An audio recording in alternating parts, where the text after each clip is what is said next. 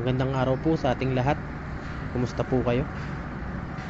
Paano pinupull weld ng mga master welder ang mga joints na pang welding test?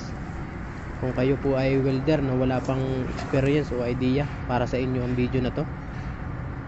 Ang first step po ay root pass. Ang ginamit ko po na welding rod ay 70-18 lahat. Mas advisable po na gumamit kayo ng 60-11 o 60-10 para hindi mabaluktot o humigop yung materialis nyo. Sa pag-root pass ay siguraduhin nyo pong labas yung penetration para pag nag-back grind hindi na malalim yung kakalkalin. Huwag nyo din pong kalimutang mag-grind bago magsimula para hindi ma-undercut yung root pass. Next step po ay hot pass. Siguraduhin nyo po na malinis, walang butas, lalo na sa gilid pag nag-grind. Yung shape po ng preparation ng grind ay half moon o crescent para maiwasan po yung naiipit na slag. Importante po na di papatay-patay o dikit ng dikit yung rod para maiwasan yung defect.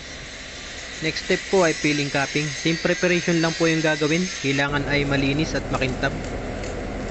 Uulitin nyo lang po yan hanggang sa final capping, weld in grind. Yung last po ay final capping. Sa preparasyon ay dapat pantay o lubog ng 1mm para maganda yung appearance ng capping. Pwede po kayo maglagay ng guide para diretso yung weld. Huwag nyo kalimutang i-check yung WPS. Salamat. Follow and share. Safety first.